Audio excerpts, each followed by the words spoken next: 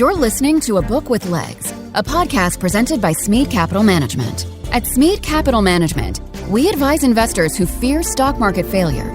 You can learn more at smeadcap.com or by calling your financial advisor. Welcome to A Book with Legs podcast. I'm Cole Smead, CEO and Portfolio Manager here at Smead Capital Management. At our firm, we are readers, and we believe in the power of books to help shape informed investors. In this podcast, we speak to great authors about their writing. The late, great Charlie Munger prescribed using multiple mental models in analysis. We analyze their work through the lens of business, markets, and people. From a young age, I loved the idea of pirates. My favorite Legos were the pirate Legos. My favorite ride at Disneyland was Pirates of the Caribbean. I romanticize about the Caribbean, and today I may have found a kindred spirit. Richard Blakemore is joining us to discuss his newly published book, Enemies of All: The Rise and Fall of the Golden Age of Piracy. I want to make sure to give our listeners a little background on Richard. He is an associate professor in social and maritime history at the University of Reading. Richard has been writing and teaching about historical piracy and maritime empire for over a decade, starting with his PhD at Cambridge University, continuing with his postdoctoral work at Oxford University. Richard, thank you for joining me. I think I kind of have to kick it to you after I spilled my beans and told everybody and bared my soul about piracy. What began as a child for you to draw you into this subject matter? Thanks, Cole, for inviting me to be here. And I also loved Lego pirates. And in fact, my 6-year-old son now loves the very same Lego pirates that have passed on down to him. And books and films about piracy. And so I guess there's always been that interest. I came into maritime history more broadly, and especially the social history of maritime communities. So I'm very interested in people's lives and how ordinary people, if we can use that phrase, sort of lived, traveled around the world, were involved in economics, were involved in bigger politics like the growth of empires and warfare and things like that. And so I guess I'd already had that interest in piracy, but then going into maritime history, it becomes a really key theme, particularly for the period I work on, which is the 16th, 17th, and 18th centuries. This is the growth of maritime empire in particular in this period, and piracy is a really big part of that story. Sure. But then also specifically for this book, it comes out of a module that I've been teaching at the University of Reading for a few years now. And so it was really the opportunity to discuss these histories with my students in that module that kind of provided the beginning for a lot of the ideas that come through in the book. It's dedicated to those students. And originally I thought I'd use pirates as a sort of snazzy way to get them into serious history about, you know, empire and economics. But in characteristic fashion, the pirates took over the module because they're just so fascinating. Yeah. And so it's still about those bigger themes, but we spend a lot more time on pirates than perhaps I'd originally intended. Gotcha. That's great. So since you mentioned the module and your academic background, can we just start out by defining plunder or plundering? You kind of give various forms of it early in the book, and I think it's a good definition for thinking about why this is going on, not that it's going on. Yeah, and I think that's a great place to start because legal classifications and also kind of cultural ideas are so associated with all of these different words. It's probably why, there's all these associations around the word pirate, and I think we have to disentangle those to some extent. So I try to use plundering as a more general term. Plundering is seizing stuff violently at sea. I suppose you can also do plundering on land. Armies plundered for most of this period as well, but I focus on plunder taking place at sea. And I think the key issue to raise is that plunder as an activity is not automatically piracy. It's not automatically illegal. There are many totally legal ways to plunder, to seize other people's goods at sea. You can do that as part of warfare. So if you're the subject of a sovereign who's at war with another sovereign, then as part of that legally declared war, you are entitled to plunder your sovereign's enemies. There are also legal systems whereby merchants who have suffered losses can try to recoup those losses by plundering usually ships of the same nationality on the basis that they'll then go and sort it out for themselves. So if you've been attacked by French ships, you get permission to go and attack French ships, and then they have to sort of resolve it. So there are these mechanisms for legal plundering. And I think the key point to raise about the period that we're particularly talking about in the book in the 16th, 17th, and 18th centuries is there is a distinctive developments in these laws of plunder, or laws of prize, as they're often called, because legal plundering is called prize. A ship that you've seized that's legal is your prize. And so the kind of category of piracy, which is illegal plunder, remains relatively clear. If you're doing plundering without permission, that's piracy. But actually, very few people do that. Most people claim some kind of association with a sovereign or warfare or something like that. And then the debate becomes, well, is this legal? Is it piracy? Is it legal kinds of plundering? And the laws that apply to those activities are developing and changing across this period. They're changing in scope. They're changing in process, in the kinds of legal jurisdiction. And that's a really essential part in the rise of international law. In fact, kind of modern international law is coming into being very much through these process of disagreements between different monarchs. Usually you call your own plunderers privateers, or there are other terms in other languages as well. In fact, the word privateer appears for the first time in this period. And I think that's a kind of signal that something's going on. They need new words to talk about these things. And you tend to call your enemies pirates, right? That's the sort of basic distinction. So the arguments between different lawyers, different monarchs about who is a pirate, who is a privateer, are a key part of the emergence of systems of international law that's going on through these centuries. Sure. Well, so and the other thing that comes to mind from your book is, in some respects, there were parts of this idea of privateering or piracy where I actually was thinking, well, if the monarch gives you a charter or a blessing or a letter of marque, as they might have, to go out and attack Spanish ships, and investors in London are willing to back you for a take of the profits, I thought, well, the plunder is just performance fees like a hedge fund would collect nowadays after taking capital from wealthy investors. In reality, wasn't that the upside for some parties to be involved financially in these operations? Definitely. The incentive is there. It's a very profitable business, and it is a business. And several historians have talked about the economics of it as a business. It's not about destroying commodities. It's about rerouting commodities. Sure. And so usually one of the kind of aspects of plunder is the incentive arises where you can't access it through legitimate trade. So a good example is the Spanish Empire. The Spanish Empire tries to exclude competitors from the Americas. And so those competitors, such as Dutch merchants, English merchants, French merchants who aren't able to trade legally, will smuggle, and they will support plundering voyages. You see similar situations with the East India Company having a monopoly over trade in the Indian Ocean, and then merchants in the American colonies are happy to support plundering voyages because it means they don't have to pay the high prices that the East India Company is supporting. So there are some instances where the plundering is so profitable that it sort of exceeds crown income in England at this time. It's a big business, and it is clearly considered to be a worthwhile and legal investment by enough people. Obviously, there are variations. If you knowingly invest in something that is piracy, you could well get in trouble. And one of those changes in law actually is to make it easier to prosecute backers as well as pirates themselves. Sure, follow the money. Yeah, absolutely. Right. Try and disencourage because the government in London is really worried about colonial merchants in New York and Carolina and Rhode Island who are deeply involved in these voyages. So the kind of relationship does change at times, but at no point is plundering itself entirely illegal at this time. So investors can find ways.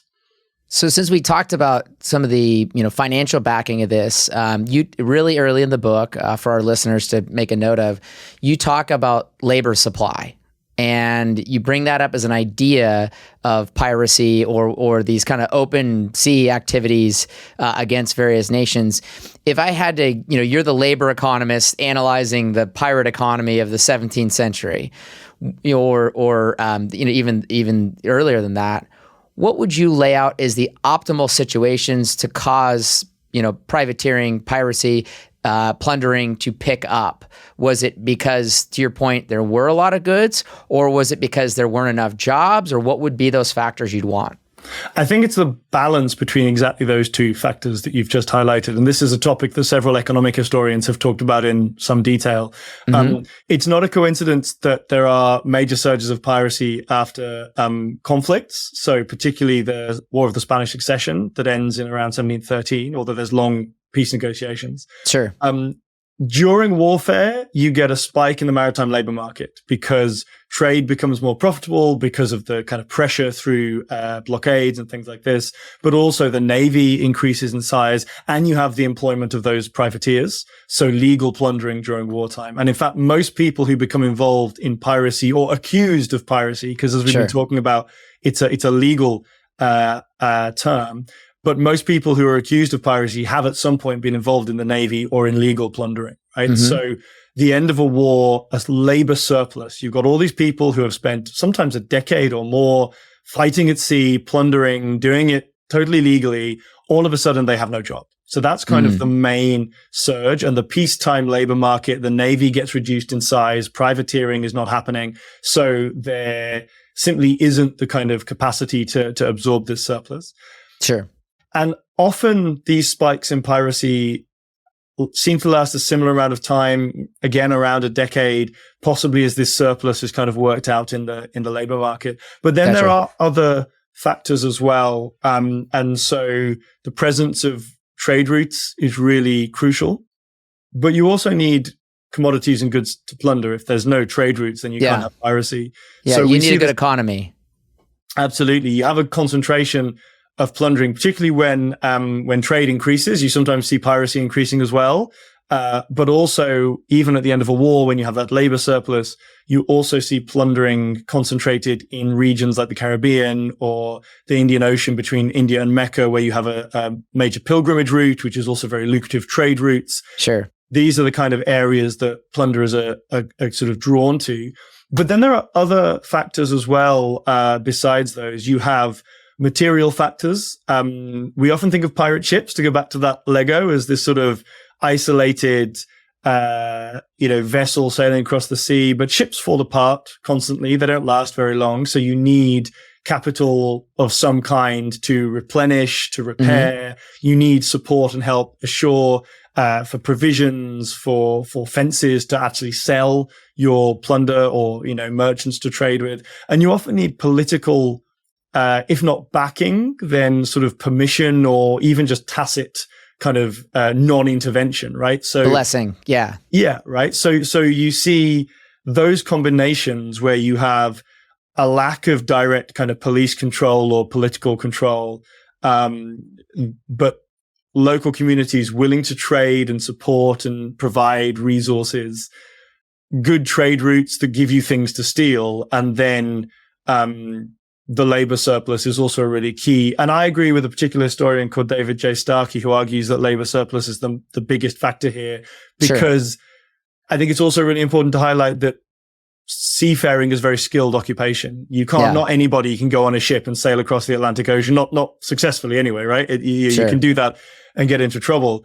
So the surplus of skilled, experienced laborers and fighters is a really key factor here.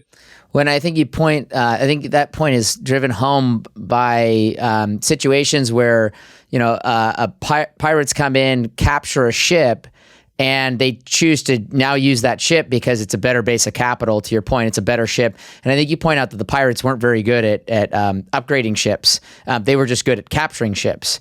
And they would take the crew on, and the crew would stay on for the piracy because, to your point, they probably can't locate their following employment.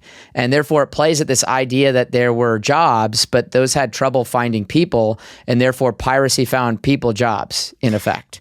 Yeah, seafaring is a highly unpredictable career path. Yeah. Even if you're not captured by pirates, you're usually signed on for one voyage. At the end of that voyage, you're in a port, you need to find a new ship, you don't know what's coming up next. So maybe, being taken on by another ship. And this is happening in the Navy, this is happening in other ships as well. When Navy ships capture, of all empires, capture other ships, they often force sailors to kind of switch sides and things like this. So in many ways, what's going on pirate ships is very similar to patterns going on in maritime life more broadly. Sure. But you do see, a slight distinction arise in particular cases. So particularly the period of the 1710s and 20s, the period following the War of the Spanish Succession. That's the moment that most resembles the stereotype of piracy that we have. That's the moment. That's where the line was drawn between what's a pirate and what's not. Yeah, or certainly that's when the government is trying to draw that line most forcefully, because in previous years, previous decades, the expansion of empire had relied much more heavily on plundering. Sure. And by the start of the 1700s, you've got the change in economics, you've got changes in law, you've got changed relationships where there is a much clearer statement of what is piracy and what is not a piracy. So that is the moment in which plunderers who had been totally legal during the war become pirates, but they are actually now being kind of accused and treated as pirates much more systematically and forcefully than they have been previously. And that leads to an interesting dynamic, because in previous centuries, really only pirate captains got into trouble if a ship was captured. The leader of the ship, in effect. That's right. Yep. So there's a similar surge in the early 1600s, again after the end of a war. But there are various accounts saying that sailors are quite happy to get involved in piracy at that time, because they know that if they get captured by the authorities, they'll just say, oh, well, I was forced to join the captain. It's the captain's fault. And only the captain will get punished. And even the captains sometimes get pardoned or acquitted because, again, they're very skilled fighters, very skilled sailors. The government often wants to employ them themselves. Sometimes, interestingly, merchants are more interested in recovering their lost goods, so they will try to get a captain pardoned who had stolen from them, because they don't really want him executed, because then they have no chance of getting their goods back. So the merchants are actually more interested in kind of economic recovery.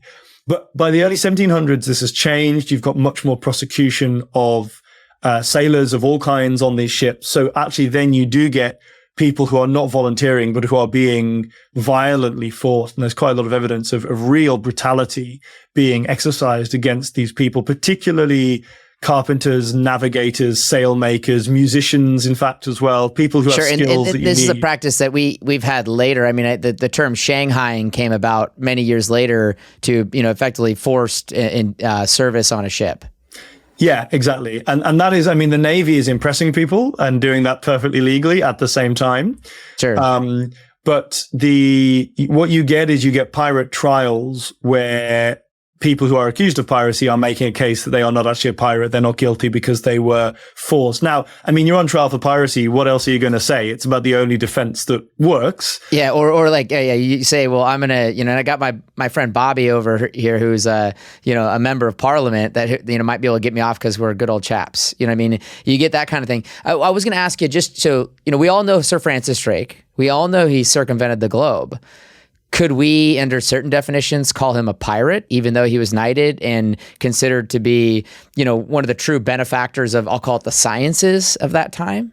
Well, the Spanish were under no illusion at all that he was a corsario, a pirate or pirata. He, the Spanish law stated that anyone who wasn't authorized, including unauthorized Spanish ships, right? Only authorized Spanish ships were allowed to sail to the Spanish Empire. Anybody else was illegal. So very clearly, the Spanish government considered him a pirate. The situation in England is more complex because for some of his voyages, he has at best tacit consent from the Queen. Although it does seem quite clear that the Queen is willing to support him, especially once he comes back from the circumnavigation with a massive haul of silver, and she gets her cut of that. And so that's when he gets knighted. That's when he's kind of being brought in. And later on, the Queen gives much more explicit support. But again, this is one of those interesting dimensions of pirate law at this time. I said earlier about the law of reprisal, which is where you are allowed to kind of fight back against people who've been plundering you. Now, Queen Elizabeth never actually declared war on Spain in the 1580s and 1590s. She just gave lots of authorizations of reprisal. And it's quite clear that this was a legal fiction to allow her ships to attack Spanish ships without actually declaring war. And the justification was that Spain had been seizing English ships and that the Spanish fleet had attacked Francis Drake first. But of course, they considered themselves justified because he'd been penetrating their empire and their markets. Hi, I'm Cole Smead, CEO and Portfolio Manager here at Smead Capital Management and host of this podcast. If you enjoy this podcast, I'd like to invite you to check out smeadcap.com. At our firm, we are stock market investors. We advise investors who fear stock market failure with a discipline that has proven success over long periods of time. Learn more about our funds at smeadcap.com. Past performance is not indicative of future results. Investing involves risks, including loss of principal. Please refer to the prospectus for important information about the investment company, including objectives, risks, charges, and expenses. Read and consider it carefully before investing. Smead Funds distributed by UMB Distribution Services, LLC, not affiliated. I thought a lot about this in light of, again, what she was using these pirate ships or privateers, whatever we want to call it. These were proxy wars. That's what they were. It's a proxy war. So everyone thinks about, what is Ukraine and Russia? Well, it's a direct war on Russia's part, but for the West, it's a proxy war. We're using Ukraine as a proxy of our political will and interest without being directly involved. And she was doing nothing different. Mm. And I think the privatized form of violence is the kind of distinctive analogy there, private mercenary groups being employed, private security companies also carrying out warfare in various regions of the globe. And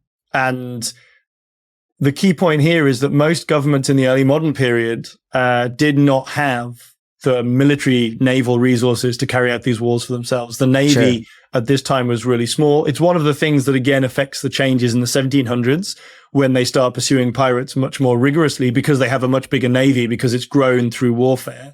But in the Elizabethan period, there isn't that resource available. So relying on kind of private actors. It's also the distinction between public and private is perhaps not understood in the same way at that time. I mean, Francis Drake is a subject of the Queen. He is expected to serve the Queen, as are all subjects, right? Well, and the Royal Charter was the only way to grant authorization for a company or an enterprise or, whatever that may be. And the LLC, wasn't going to come, limited liability companies, and the idea of a, corporate protection wasn't going to come for a couple centuries. So exactly. The Queen's grant was your ultimate protection. Yeah, but it was also, I think, a widely understood way to exercise power at that time, right? There wasn't the distinction between the private market and kind of public sector that we have nowadays. Sure. So all of these aspects of warfare were in line with all of those developments. Sure. I was going to ask you, during the 16th century, if you're Spain, what would be a typical trade route that these ships would be, trafficking? What port would they start at? What port would they end up? And was that fairly normal for them? In the Spanish Atlantic network is one of the most controlled. So they're supposed to sail from Seville in Spain and across the Atlantic to the Caribbean. And there, the sort of major fleet would split in two. One fleet would go to the Isthmus of Panama, where they would collect silver that had been mined in South America and shipped up the South Pacific coast of America, and then ported across land to Portobello. The other would go to Veracruz in Mexico. And again, there were mining operations in Mexico. And then these two fleets would join up in Havana. They would sail out past Florida and they would sail back across the Atlantic Ocean. This is an effort to protect the trade. This is a measure that's introduced. That regulation isn't there at the start, but it's introduced by the Spanish crown once they begin to see their fleets attacked by raiders, mostly from Northern Europe.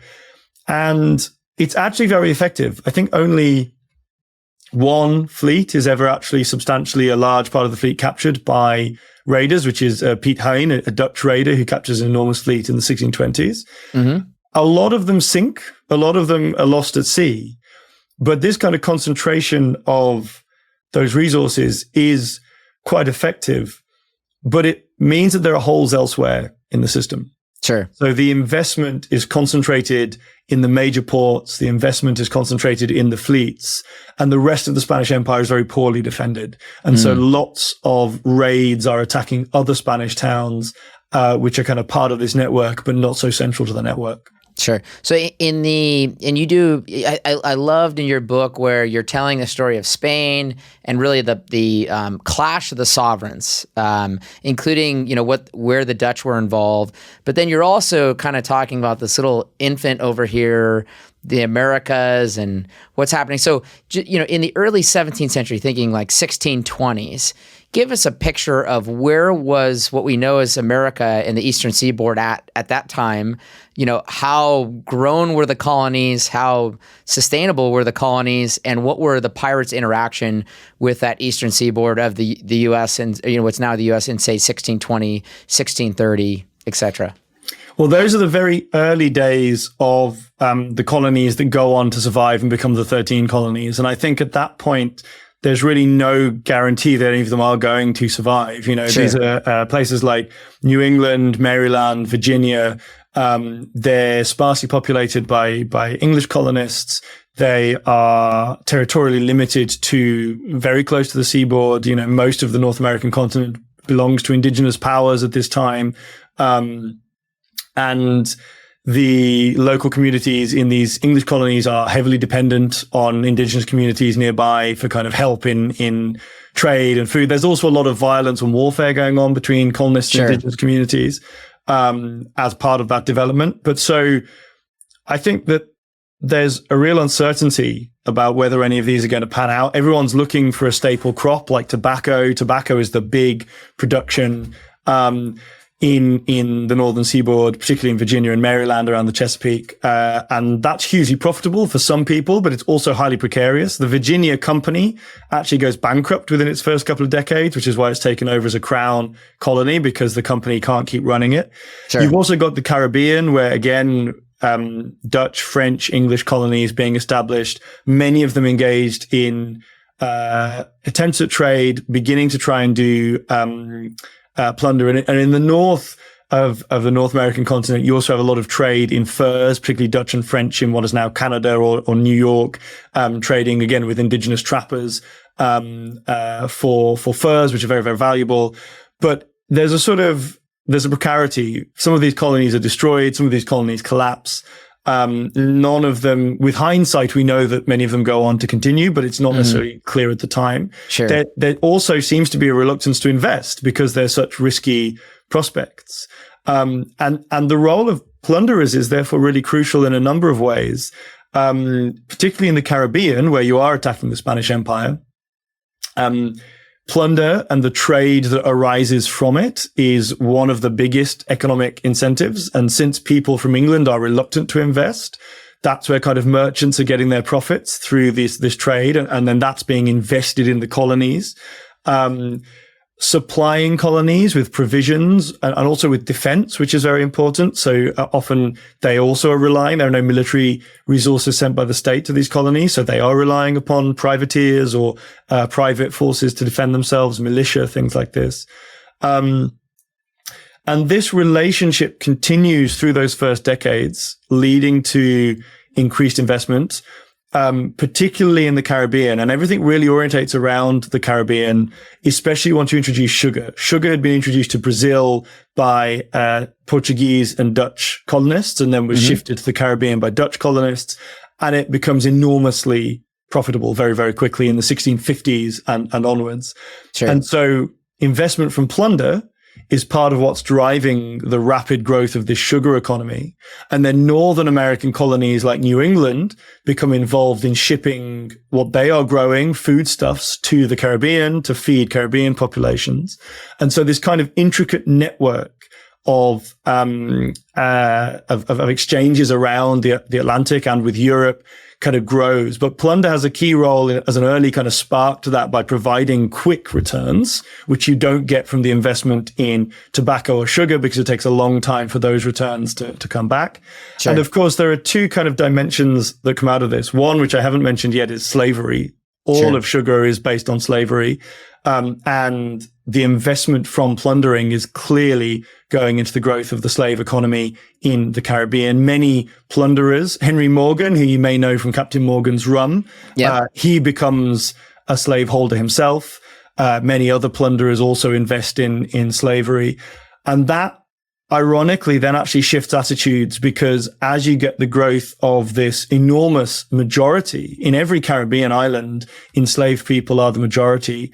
That leads to real concerns about security and stability. And so piracy becomes to look a lot less appealing when it looks like it might destabilize this brutal slavery regime. So although plundering plays this really key role in the early investment that leads into the growth of these transatlantic economies, as they become more secure, as they become more stable, but also as they become more dependent on slavery, then you have these sorts of shift that drives the government response against piracy more intensely in the later 1600s, the early 1700s. So let me ask you, I want to come back to the slavery because I have a particular question with that. But just to come back again, and I think this is a very, you're a language person. I like winning spelling bees. I really like this part of your book. Where does the term pirate come from? And then also, can you teach us how we got the word buccaneer? Yeah. So, as you said, I'm obsessed with language. I'm upfront about that in the book, and my students have dealt with that for many years, all these different terms. Pirate comes from Latin and Greek, pirata, and it's clearly being used in Roman times. And even in Roman times, it has a kind of derogatory connotation. So again, a pirate is an enemy of Rome, right? It's being used by Roman sort of speakers like Cicero, but explicitly to mean enemies of Rome. It then seems to acquire more specific legal meaning through the medieval period and into the period we're talking about, the 1600s. And I think it kind of has a double life. It has this legal definition, which is, as we've talked about earlier, is trying to distinguish whether plunder is authorized or not. And in that case, I kind of think it has quite a specific meaning. But it also clearly has this broader cultural life, which starts in the Roman period and carries on, where, accusing someone of being a pirate is a really strong accusation. It has all of these associations. It becomes more sensationalized, which is maybe something we might talk about a bit later. I was going to say also, I think you comment in the book, and I hope I get extra credit for remembering this, but outside my notes, you discuss St. Augustine's comments about a pirate talking to Alexander the Great, where and I don't remember the exact quote, but he pretty much says, like, this is the life I live, this is who I am, and kind of gets to that kind of cultural trope, if you will. Yeah, exactly. So Augustine, one of the church fathers in the medieval period, writes this story about Alexander capturing a pirate and saying, "How dare you infest the sea?" And the pirate says, "Well, how dare you infest the world? But you've got a big army. You're called an emperor. I've got one ship. I'm called." Although I'm not sure if the original Latin actually uses pirata. I think it might use thief in the original Latin. So not that this ever happened, because obviously Augustine came many, many centuries later after Alexander the Great. But the story gets recycled, right? Even into the 20th century. I think it's Noam Chomsky uses it as a book title, right? So, and the story gets translated as pirate in the period we're talking about. So it shows I'm also interested in how kind of words develop and change, and also interaction between different languages, because pirate exists in a lot of European languages. It doesn't exist in the same way in other languages. And so again, we talked about different concepts of plundering. I was talking about European international law, but Indian Ocean empires also are using plundering, and they don't have a word pirate. And when you translate their words with pirate, you're kind of layering on a load of assumptions that we have in European culture that might not be there in the original languages. So this kind of cultural meaning, which again, I think becomes really developed in this period through some of the publications and the theater and the songs that I think might come up a bit later in this podcast. You mentioned buccaneer as well. And again, that's a really curious example, because it comes from probably a Taino or Arawak, an indigenous Caribbean word, bucan or mucan, which means to grill meat. It's a way of cooking meat. And the first people to use the word bucan are French writers talking about boucanier, which means people who are cooking meat, who are hunting in the Caribbean. So you have these kind of hunters who are living outside of colonial settlements, who are basically roaming wild. in less heavily populated regions and who are famous for hunting, cooking the meat, trading the meat. And that word buccaneer means hunters for several decades. And it still means that in French. Boucanier is not a word French people use for pirates. Sure. But it becomes in English the word for raiders probably in the 1670s when you start, again, you get books published. There's a particularly famous book called Buccaneers of America, which is a Dutch book. And in Dutch, it's called zeerovers, which means sea robbers. Yeah. But when it's translated into English, it uses the word buccaneers. And so that seems to be the point at which the word shifts to meaning sea plundering. But again, it has this very interesting dynamic because it's used in a pejorative way by some writers, but some buccaneers who are themselves writing use the term.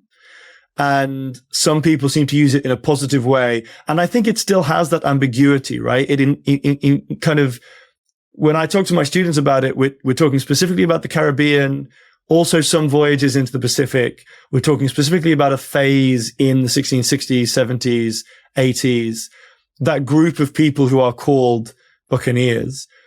But it seems to have this flamboyance to it. It seems to have this kind of well, swashbuckling is the term that also comes to mind. Like, in other words, if you look and say, "Gosh, you're having to break the law for a living," well, that would be unenjoyable. Now, then again, you have quite a bit of autonomy and freedom.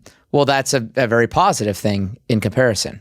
Definitely. And I mean, there are British politicians who not long ago suggested that this country ought to recover its buccaneering spirit. I mean, I'm not sure that's necessarily the way we want to go. But again, I think the fact that this word appears in exactly this period in the 1650s and 60s and 70s, like privateer, which appears at the same time, these are new concepts. These are new issues. Piracy has existed for a long time, the idea of piracy. But the emergence of these words tells us quite a lot about how people are thinking about it, how people are trying to pin it down. And I think that really then comes to a head in the early 1700s with that most famous moment in the aftermath of the War of the Spanish Succession. That's the moment when you get people like Blackbeard, Anne Bonny and Mary Read, Calico Jack, Steve Bonnet. All the really famous pirates are happening at that time.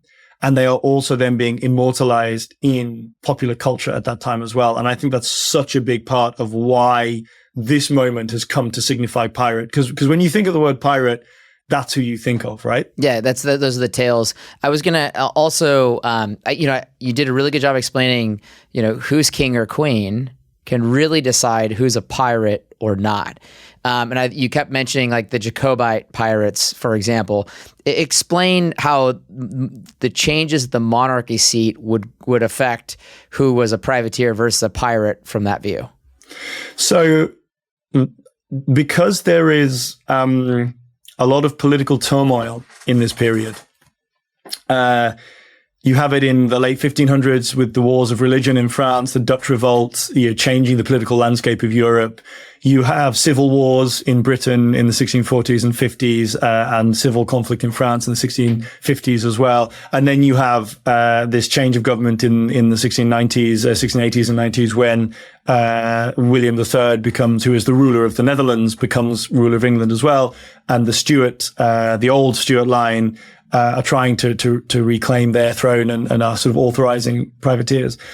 What that does is it destabilizes the sort of the system based on sovereigns authorizing violence. Because if you don't know who your sovereign is, or if you have multiple people claiming to be sovereign, so for example, the Dutch are provinces belonging to the Spanish crown, but when they declare independence, they authorize raiders that are called the Watergeuzen or sea beggars.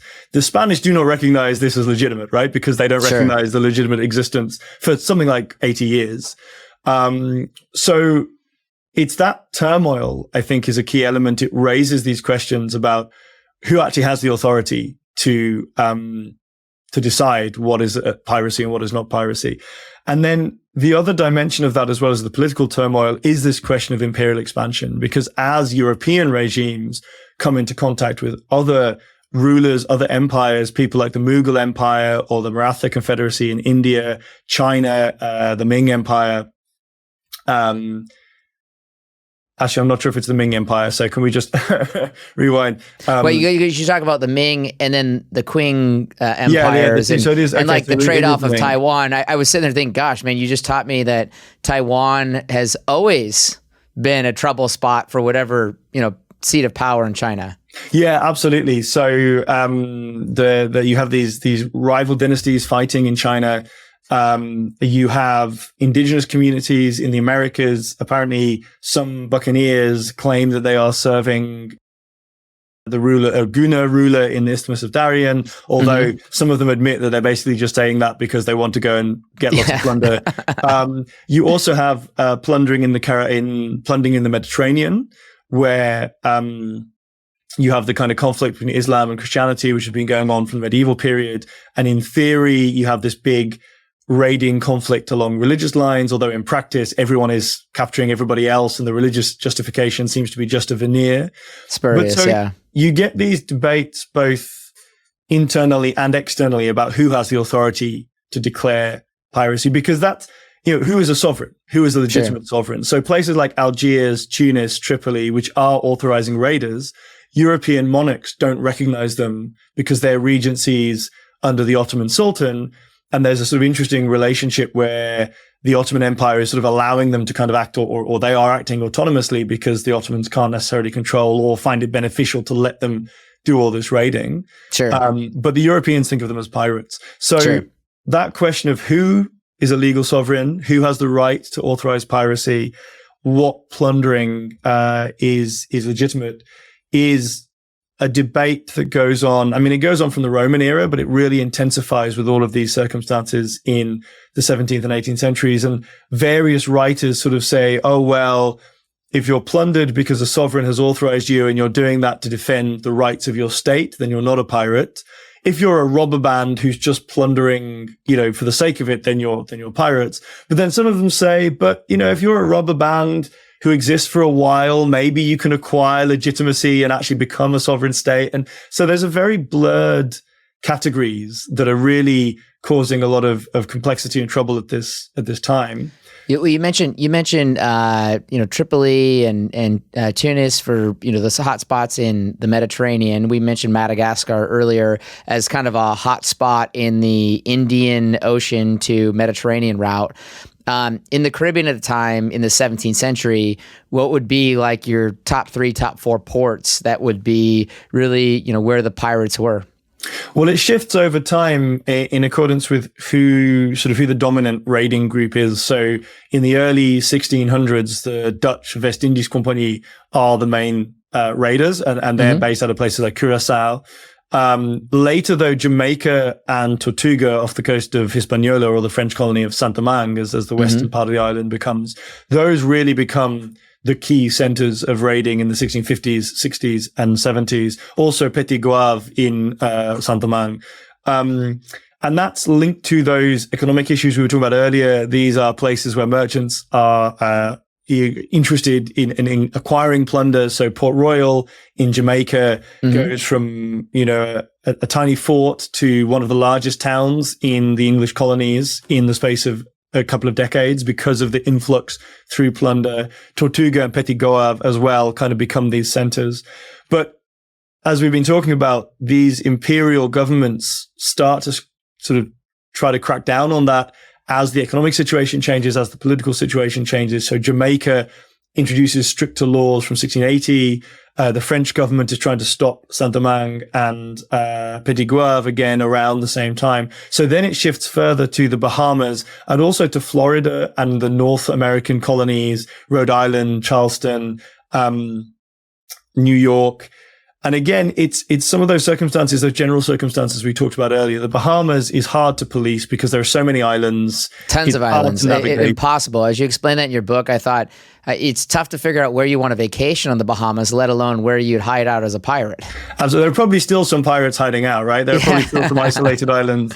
Yeah. And there's not that big a settled population there. You also, with the Bahamas and Charleston, you're very close to San Agustin in Florida, which is a Spanish base at this time. So the proximity of enemies, again, that kind of risk of attack. San Agustin and Charleston just seem to keep attacking each other over and over and over again in a sort of, you did it first, so we'll come and attack you kind of way. Sure. So the kind of locus changes, and the Bahamas, I think, are the last main center, and then even they are captured by again a private fleet authorized by the British government to go out and deal with these pirates. But it's not the Navy; it's a private expedition that actually recaptures the Bahamas from a group of pirates. We hope you're enjoying the podcast. We work hard putting together this show, but we work even harder for our investors at Smead Capital Management. At Smead, we believe in disciplined investing, which is why the Smead funds have a proven track record of long-term outperformance. If you're an investor who fears stock market failure like I do and want to invest in wonderful companies to build wealth, we invite you to visit smeadcap.com. Past performance is not indicative of future results. Investing involves risks, including loss of principal. Please refer to the prospectus for important information about the investment company, including objectives, risks, charges, and expenses. Read and consider it carefully before investing. Smead Funds distributed by UMB Distribution Services, LLC, not affiliated. So you mentioned Port Royal as an example. This town grew up pretty quickly. What was entertainment like in the town? Was there gambling? What was the bar scene like? This is a very uninhabited part of the world, as you mentioned a few minutes ago. Were there a lot of ladies around? Were those ladies' choice? Were they just needed? How did all that go? So it depends a little bit how much you believe the reputation that Port Royal acquired, because it acquires reputation as the worst place, as Sodom and Gomorrah, as a den of sin and iniquity, gambling, whoring. Like Las Vegas today. Yeah, it's got that that sense of kind of, illegal things become legal there. Sure. There's various stories about the kind of drunken routs and fighting and prostitution on the street and all sorts of flamboyant behaviors. And there is probably some truth in that. There are records of punishment, and some people are being punished for some of these things. It certainly rapidly grows. I think it's the second biggest town after Boston in the English Atlantic Empire, or the Atlantic seaboard, in the space of a few decades. Mm-hmm. It also, interestingly, has a much more balanced population of men and women than you find in many other colonies, where you have many more young male settlers, which again suggests the sort of influx of people traveling there. But I think it's also a bit more complicated. I mean, there is some truth in that image, and it's certainly a well-known image at the time. It's destroyed by an earthquake in 1692, and everyone sees that as a providential punishment, right? Everyone says, well, of course, this was wrath of God. Yeah, absolutely.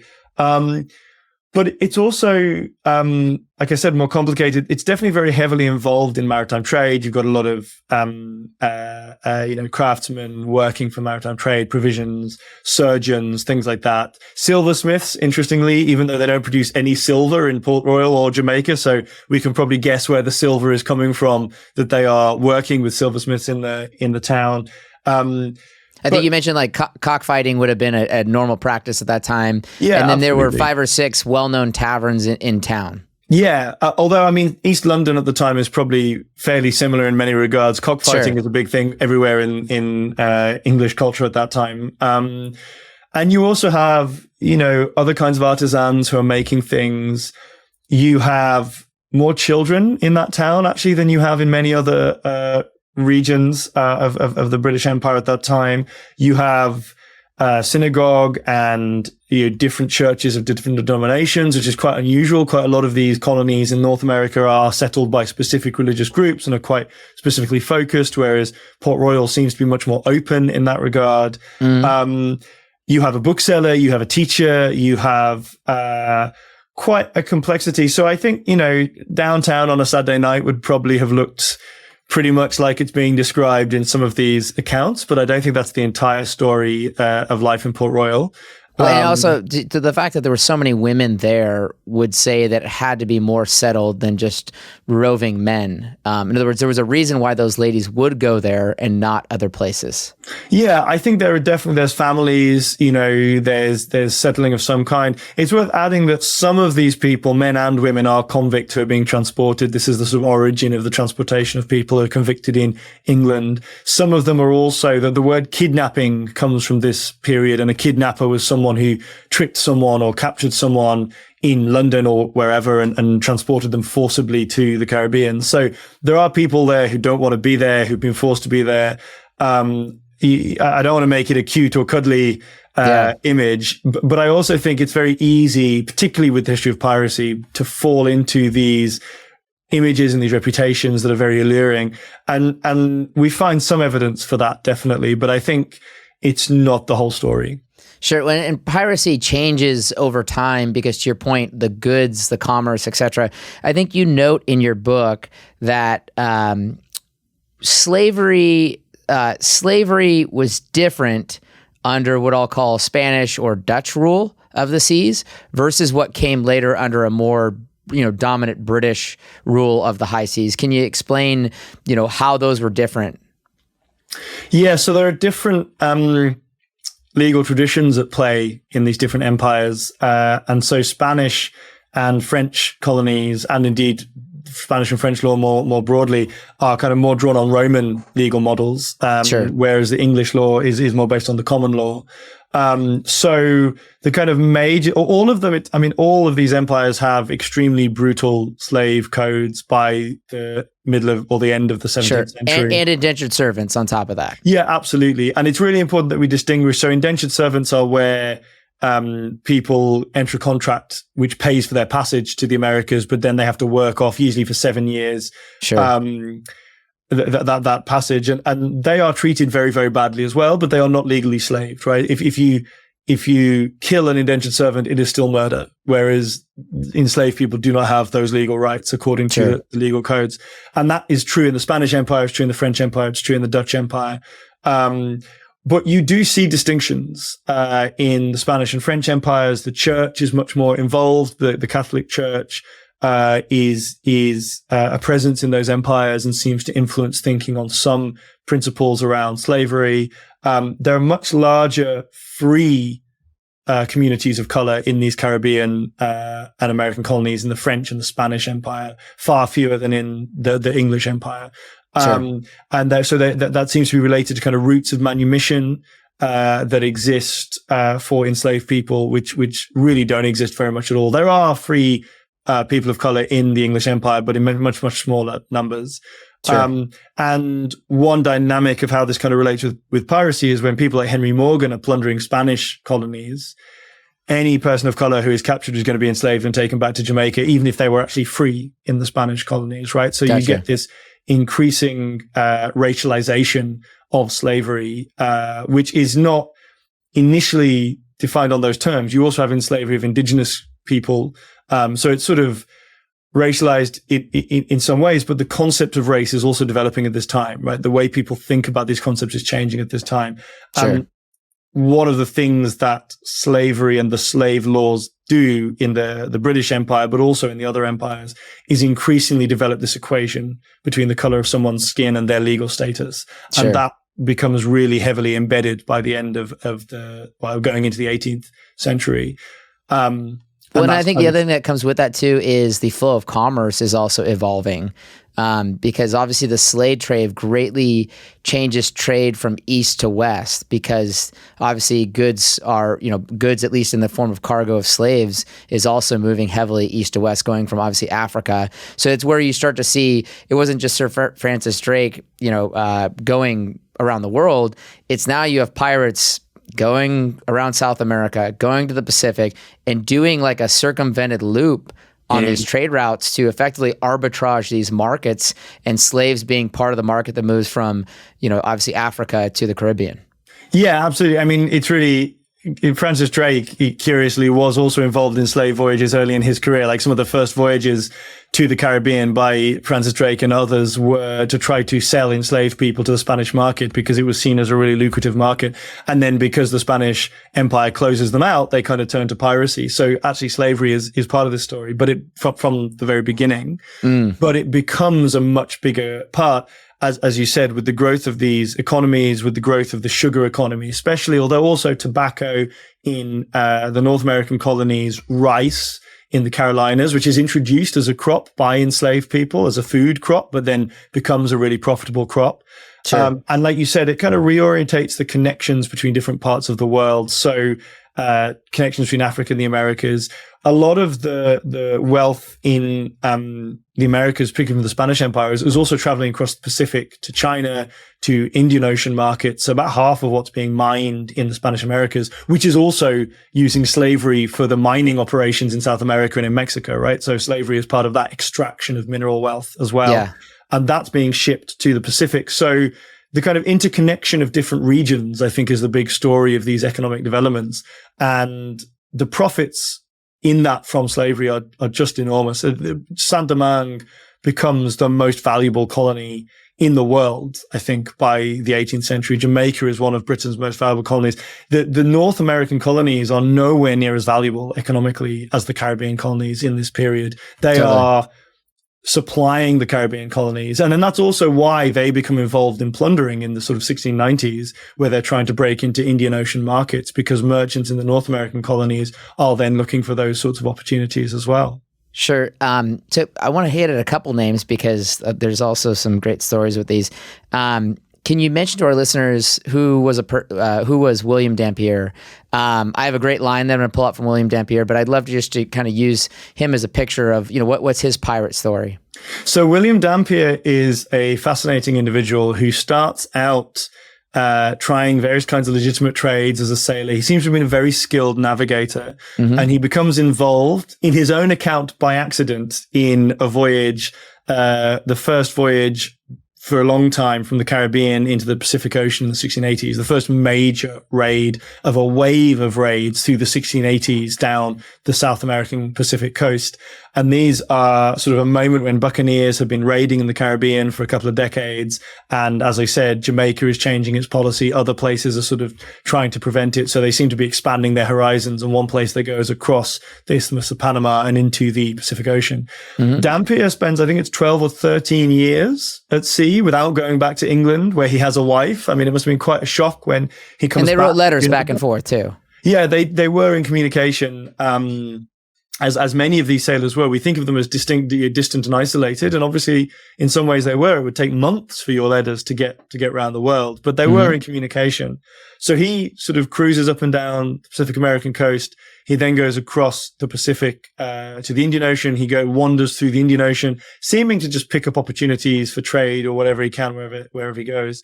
Eventually ends up back in England, and he writes this best-selling book, A Voyage Around the World, which is an account of his travels, of his long voyage. He is surprised, well, not surprisingly, he's very reticent about the amount of plundering that he was involved in. And he actually spends a lot of time describing flora and fauna. He's kind of been described as an almost kind of early scientist, or at least that's how he is trying to fashion himself, as a sort of respectable gentleman, a man with interests in what would then be called natural philosophy.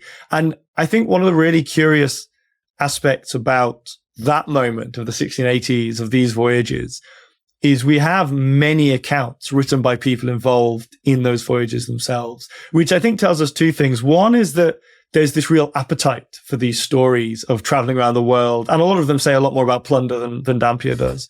But also the people involved are trying to tell their own stories, right? Yeah. They are trying to shape their own, and so they always justify themselves. None of them ever call themselves a pirate. That's a key point. It's part of, and some of them do get tried for piracy, and actually those who get tried in that episode are often acquitted or pardoned or let off. Partially perhaps because they're spinning this reputation, partially also because they're bringing back valuable knowledge. Some of them steal Spanish chart books, which are very, very valuable for navigating in the Pacific. Sure, and gives them to the king or queen at the time, I think was an example. Also, I think, I mean, in some respects, these are epitaph exercises, right? We think of this nowadays, like, billionaire comes out, you might look and say, I don't know if I totally agree with how they made their money, but they gave the billionaire pledge, and, so it reshapes this story later in life and how benevolent they were to society. And again, to your point, the goods they were bringing to all. In comparison, that was the older Dampier. The two things that came to mind with him was the old term is that I married you for life, but not for lunch. And that's what I think about his relationship with his wife. He didn't see her for years, obviously. But my favorite Dampier quote, he said, I am a man of fortune and must seek my fortune. which is just an incredible line for someone young to say that. That's Henry Avery, not. Oh, it was Avery that said that. Okay. Yeah. But Henry Avery, again, is a really interesting figure, and in some ways resembles Dampier in that he had legitimate service in the Navy and seems to have become involved by accident, although we don't have many accounts from himself like we do with Dampier. But Henry Avery, he's on a legitimate plundering voyage that stalls before it's even begun. The men are waiting on ships. They're not being paid any wages because the voyage doesn't seem to have started yet. They're getting increasingly frustrated. So he is encouraged by his shipmates to lead a mutiny, and they sail off. And they go to the Indian Ocean, attack a massively wealthy Mughal ship, which really, unsurprisingly, angers the Mughal emperor, who then threatens to wipe out the East India Company, which at this time only really has a precarious foothold on trade in India. And it's well within his power to destroy the East India Company. They'd actually been at war. The company and the Mughal emperor had been at war only a few years earlier, and the company had had to admit defeat and sort of negotiate a peace treaty because they couldn't fight against the enormous armies of the Mughal emperor. But that creates this incredible pressure on the government back home to do something because the Mughal emperor is saying, these are English pirates, you're English, this is your problem, I'm not going to trade with you, I'm not going to allow you to trade here in India. And so that leads to Avery and then William Kidd, who sort of comes a couple of years later and is actually sent out to capture pirates, but seems to turn pirate himself, although again, he denies it at his own trial. But they cause this crisis with the Mughal emperor, and that creates this enormous, again, that's one of the turning points where new legislation comes in not long afterwards. Public opinion seems to change. These really high profile trials of some of Avery's crew, Kidd. And so I think it's really interesting how Avery himself, that quote of I'm a man of fortune, I must seek my fortune. Mm-hmm. I think that sums up for many of these people. I think it could apply to Dampier easily as well. These are people in this very unpredictable labor market, as we've been talking about. They are going to take opportunities. They are going to try to keep those opportunities legal if they can. But I think it's also worth noting that sometimes news travels slowly. You could be attacking a ship and peace has actually been declared 3 months earlier, but the peace treaty hasn't reached you, right? Yeah. So people tend to see these guys as really disingenuous, as knowingly breaking the rules. But I think more now historians are kind of saying, well, actually, it may not have been clear at the moment when they attacked a ship. Hey, I want to give a big shout out to everyone who's been working so hard on the show. You know, we recently hit the top 10 investing podcasts on Apple Podcasts and even number 1 in the business category in several countries. As you may know, this show is brought to you by Smead Capital Management. Smead Capital Management understands how frustrating and illogical the stock market can be. If you are searching for funds with a proven track record, give the Smead funds a look, or better yet, reach out at smeadcap.com. And don't forget to mention that you're a fan of the podcast. Past performance is not indicative of future results. Investing involves risks, including loss of principal. Please refer to the prospectus for important information about the investment company, including objectives, risks, charges, and expenses. Read and consider it carefully before investing. Smead Funds distributed by UMB Distribution Services, LLC, not affiliated.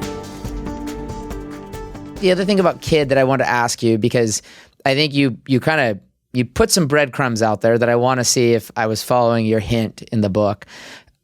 Is William Kidd the reason why we actually think about treasure maps and kind of hidden treasure? I also think of, if you've ever seen the movie The Goonies, which is a kind of a cult classic, it has this whole idea of like there's a hidden treasure on the Oregon coast. Would he be really the origin of that while he's sitting there about to die and he says, you know, he kind of has this cryptogrammic plunder out there, and they end up finding later that there wasn't as much money sitting out there, but the question is, did someone already get it? Yeah, I think Kidd is certainly one of the big ones to associate with that myth. Henry Avery is also reported to have got, he did capture a fabulously wealthy ship, so he must have got fabulous wealth. And Avery, the difference is that Avery himself disappears. Some of his crew are captured and arrested, executed, but he escapes and presumably takes plunder with him. Kidd is interesting because there are all these points in the story. He captures ships. He's in Madagascar. He leaves one ship in Madagascar, although it probably doesn't leave any treasure on it. But people have looked in Madagascar to see if there was any treasure left behind. He gets to the Caribbean. There's some time before he then is arrested in the North American colonies later. He goes on up to New York and Boston later. But he's in the Caribbean. He's sort of trading with people illegally. He sort of puts out feelers. He has contacts in the Caribbean. He sort of sets up shop and people come to him. He seems to be trying to, what he's captured in the Indian Ocean are commodities like silks and things like that. And he seems to be trying to transmit it into movable wealth. So he's getting bills of exchange for merchants. He's getting gold and silver. He may be sending quite a lot of this to his wife in New York, who is arrested herself for a while, but then released and may have got her hands on the fortune. We don't know. But the really crucial moment, by the time he comes to England for trial, there are already these stories in the newspapers going around about his massive haul.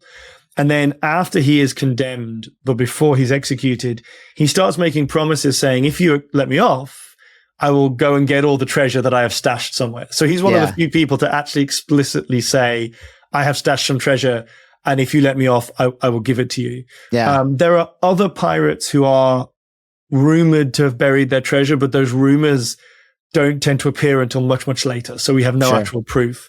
Gotcha. I think he was probably lying. I think he was probably, just saying anything he could to get out of jail. Yeah. But it's definitely generated a lot of stories, as you say, about the East Coast in the US, around New York and places elsewhere, about Madagascar. There are people in the last 10, 20 years who claim to have found silver in Madagascar, and then it turned out to be lead, which must have been a huge disappointment for them. Sure, because the other person that kind of falls into this story is Olivier Levasseur, who obviously, he was very kind of throughout this, like, I have this treasure that you can find, and he kind of plays on that as well. I was also the other name we have to mention, obviously Blackbeard, Edward Teach. Was he just a political refugee who was misunderstood? I don't think we know enough about his political views. He does name his ship Queen Anne's Revenge. Yeah, which is a way of taking a shot at obviously the monarch in power at the time. Exactly. And there are apparently even possible schemes by the Jacobites. This is the Stuarts trying to retake the throne in England, as we talked about, to kind of recruit some of these pirates, although they never came to anything. And other pirate ships actually also seem to have had Jacobite names, but whether that means that the pirates were committed political figures or whether they were just choosing names that they knew would annoy the authorities. It was a renegade name. It could just be a gesture of defiance. It suggests they're pretty well politically informed, because some of these names are like leading lords in England or leading Jacobite lords. So it kind of suggests that they know who these figures are. But I don't think we have any real evidence of Blackbeard's. He's almost certainly served as a privateer in the War of the Spanish Succession, which would suggest that he's not that anti-monarchy if he's willing to serve them, even if he's doing it for his own profit, right? He doesn't seem to be fighting. Was it true that the Queen Anne's Revenge, like when they ate, they really were eating off silver platters? So that's one of the stories, that when the archaeologists dug the Queen Anne's Revenge, they found lots of silver tableware in the ship. So I think that is one of the stories that I'm really willing to believe. And that would have been what they already stolen from, say, a Spanish fleet or something like that. Exactly. And maybe they were holding on to it as loot, but I am drawn to the idea that they had this kind of extravagant lifestyle. Again, there are a lot of these myths that we have to be quite careful with, and I think I probably spend too long in the book saying I'm not sure I believe this because the evidence is dubious, but the fact that material is found on the wreck by the archaeologists, I think is very interesting. But I think you'll point out there's really a change between 17th century and 18th century pirating. In other words, the claims of the pirate get more fantastical. To your point, the silver platters are a big departure from prior. It even gets down to how they treat their fellow, pirates. Becomes much more harsh as the laws harden around them. Is that a fair statement? Yes, I think it is. I think everything becomes much more extreme in that period of the 1710s, 1720s, principally because earlier generations had connections ashore which in some cases were with English society or colonial society. But for example, in Madagascar, you have this interesting dynamic where pirates are often allying and even marrying local elites in Madagascar, and that happens elsewhere as well. And so you have these sort of connections. You have a base, you have a society with whom you can trade and have these sorts of interactions.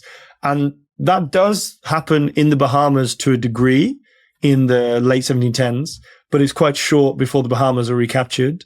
There is some smuggling. I mean, Blackbeard takes a pardon from a colonial governor, and other pirates also take pardons from colonial governors. So these connections don't disappear entirely, but it becomes much harder, I think, to operate in that way. It becomes much harder for pirates to operate or plunderers to operate in the way that they had previously. It becomes much harder to argue that you're acting in a legitimate fashion. So, for example, Dampier and others who plundered in the Pacific Ocean, they did so without any legal authorization from England, but they were attacking Spanish ships, which were kind of the traditional enemy. And there was some doubt as to which law applied in different places, right? So it wasn't even clear if peace treaties agreed in Europe stopped the war in the Americas. So they can at least make a case. They might not get away with it, but they can make a case. And so not having those connections, not having the political opportunities, I think you do get this more extreme, more desperate characteristic, particularly in the sort of early 1720s. So I would divide that episode of roughly 1716 to 26 into kind of two halves. The first half being around the Bahamas, which looks a lot like previous episodes of piracy. And some of these people, like Calico Jack at his trial, even claims that he's sailing against the Spanish because there is a war with Spain going on at this time, right?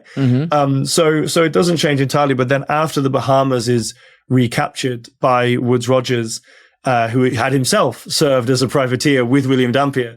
Sure. After that, they haven't got a base. It becomes more rootless. It becomes more roaming. And I think the best example of this is Bartholomew Roberts, who's at sea for several years, just going round around the Atlantic, like we said earlier, seizing a new ship, moving on to that, attacking, capturing, and not really seeming to be doing it in order to then retire. I mean, some people are doing that, like Henry Avery had done, big score, go and disappear into the colonies somewhere. That still happens to some pirates. But people like Bartholomew Roberts and possibly Blackbeard seem to just be kind of in it to be in it and to just keep going.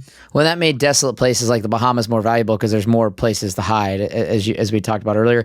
A couple of things I want to mention on your book.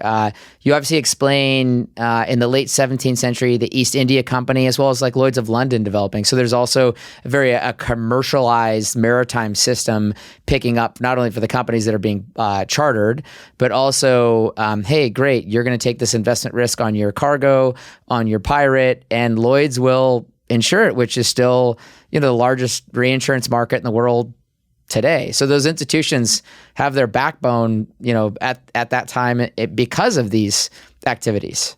Yeah, absolutely. And I think that's one of the things I really want to draw out in the book is that we think of piracy in these sort of stories that we've been talking about, but it has a huge impact on world history. It has a huge impact on kind of the political formation of empires, as we've been talking about. The law that's imposed on piracy is, a big part of the process of the British Empire trying to exert control over colonies in a way that it hadn't before, but also economically. So marine insurance is, I think, the first major insurance market to develop in a major commercialized way.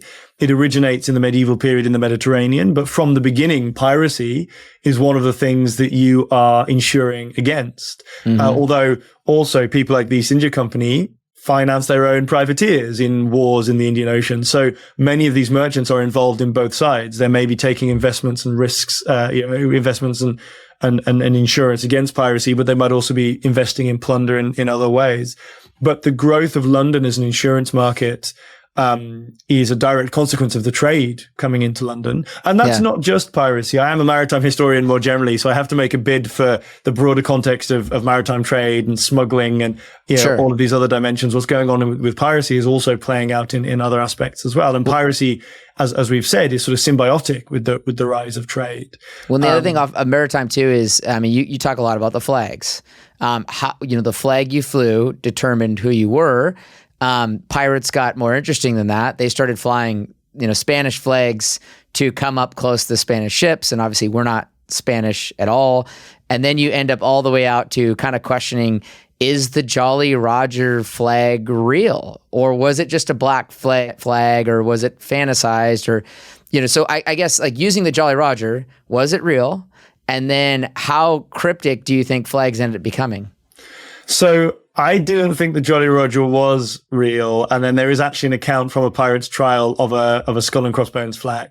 Okay. Whether the pirates themselves called it the Jolly Roger is a different question. Sure. But at least some of these pirates were flying it. What we do know, as you said, that again, legitimate plunderers, privateers, the Navy sometimes are also using flag ruses, right? And merchant ships will carry multiple sets of papers and multiple sets of flags, because if you're stopped by a Dutch ship, you send up the sailor who speaks Dutch, you give him your Dutch papers, you carry on sailing. You stop by a French ship, you run up your French flag. And that can be a way of navigating these international conflicts we've been talking about, although also it can kind of be a trap, because if you get caught carrying the wrong papers, then you can get into trouble and be prosecuted. Mm-hmm. But these are very common dimensions. Everyone is using these techniques. Pirates do seem to have used different flags, but simply not flying a national flag is itself threatening, because by flying a national flag, you're declaring who you are, you're declaring you're legitimate. So simply not flying a flag would be sort of a telltale sign. It seems that for much of the period we're talking about, red flags were actually more common, certainly into the 1690s and possibly even into the 1700s. Red was also a flag that legitimate plunderers would fly when going into battle to try and intimidate their enemies, but you'd fly your red pennants alongside your national flags. Sure. Whereas if you've just got red, then that's a warning sign. And we have accounts of like William Kidd, one of the kind of accusations against him made by some of the sailors who were in the Indian Ocean was that he flew a red flag and no national flag. In the 1710s and 20s, we talk about this more extreme phase. We get a lot of accounts of pirates flying black flags, which again would have been certainly a deliberate move. Some pirates seem to have flown specific flags. This is mentioned in pirate trials, but the evidence is very unclear. The idea that each pirate had their own design is something that really comes along a bit later and is generated more in the popular culture and is not really mentioned in a lot of the trials of these pirates or specific details or newspaper reports which are going around. So I think there are clearly some pirates using signals like the skull and crossbones.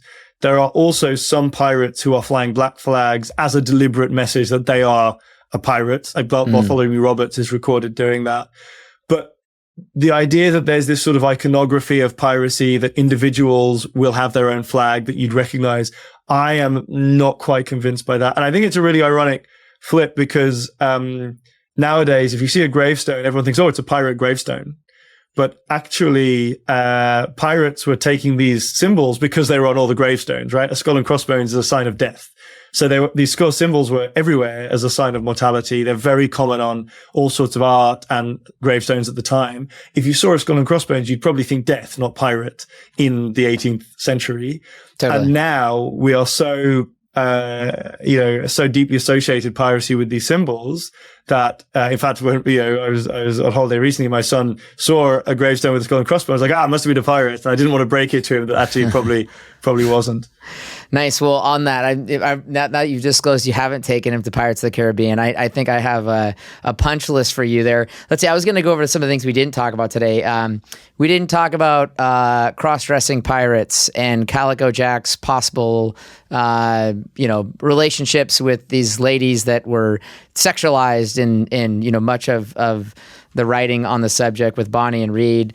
There were a lot of other things I had here in my notes. We didn't talk about, to your point about the plays, The Fair Maid of the West was one of the fantastic plays of the day. Also, Fortune by Land and Sea. So this kind of mythical buildup in popular culture and the legend that grew with it. We also didn't talk about Parliament in 1683 and tightening the laws and how long that would take to kind of roll through society. So of kind of the subjects that we didn't touch, didn't really go at, including talking more specifically about the book that you reference a lot later in the book, which is A General History of the Pirates, which was a very popular book.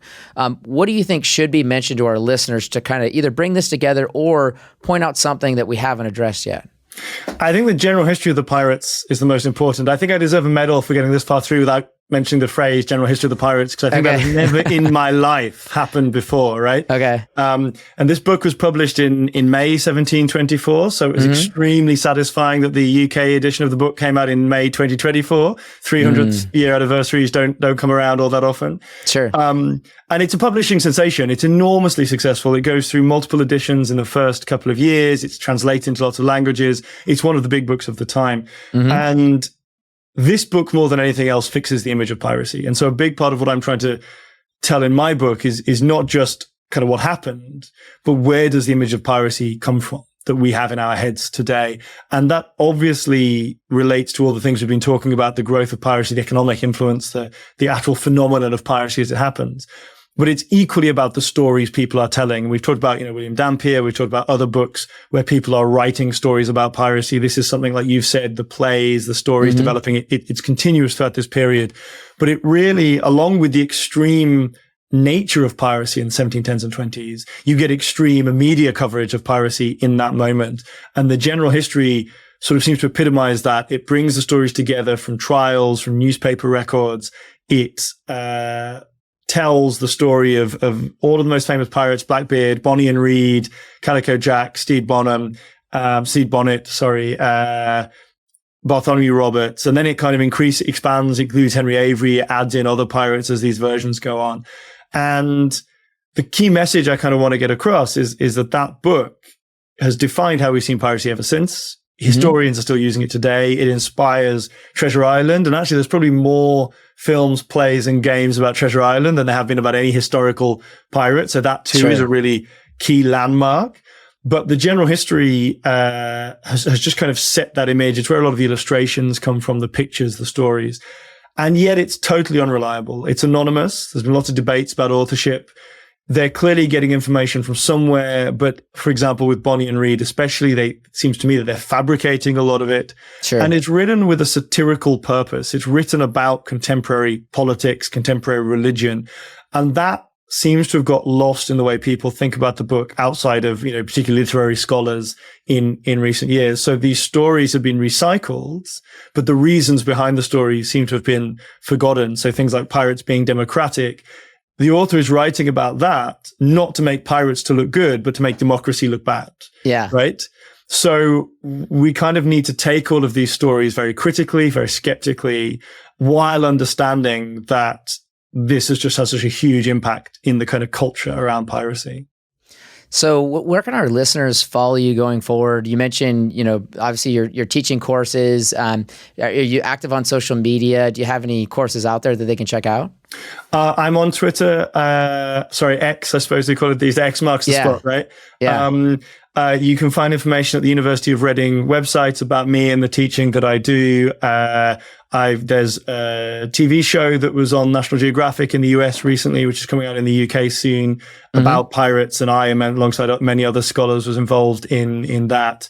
There are some other podcasts and things coming out. So the University of Reading website and Twitter, which I persist in calling it, are probably the places that you can find out most. Also, of course, the publishers' websites as well.